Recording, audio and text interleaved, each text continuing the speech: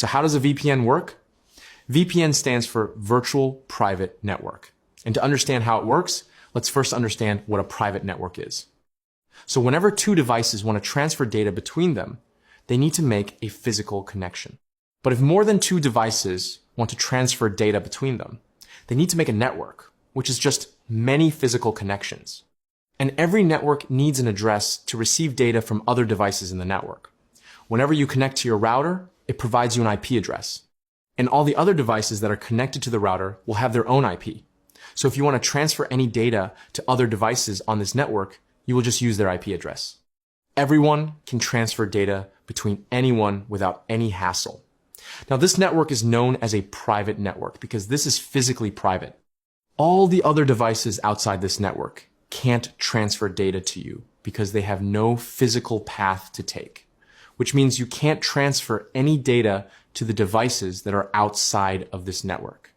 Let's say Google. Google's device has no physical connection to you, so you can't transfer any data. To solve this problem, you need to ask someone who has a physical connection, and this is mostly your router. Your router has a connection to the public network through your ISP. Your ISP also gave your router an IP address. So you will ask your router to forward your data to Google. Your router then forwards your data to your ISP. Your ISP then forwards your data to Google's ISP, and it then forwards it to Google. This network is called the public network because even though two devices are not connected physically, directly, they can communicate with each other. The IP you got from your router, from your ISP, is a public IP. And the IP you got from your router is a private IP. Now, whenever you transfer any data to a device through the public network, the recipient and anyone in between will see your router's public IP because the router is the one who is forwarding the data for you. But you can build a private network without having any direct physical connection.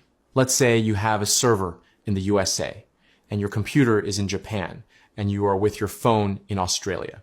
Everyone has a connection to the public network, thus has a public IP.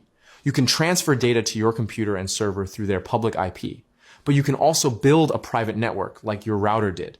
Everyone will have their own private IP, and no one can communicate with your devices with this private IP other than those who are connected to your private network.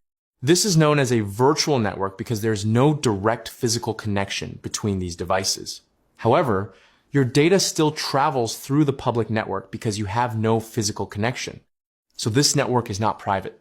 For this, whenever you transfer any data to your devices, you can encrypt it so no one outside your virtual network can see what is actually going on. This will then be called a virtual private network. But there is something else you can do. So whenever you are asking something from outside your virtual network to a public IP, you can ask your server that is in the USA to forward it to the public IP similarly to what your router did for you. Now, whenever you ask your server to forward data, anyone in between will think you are transferring data between the USA server and you.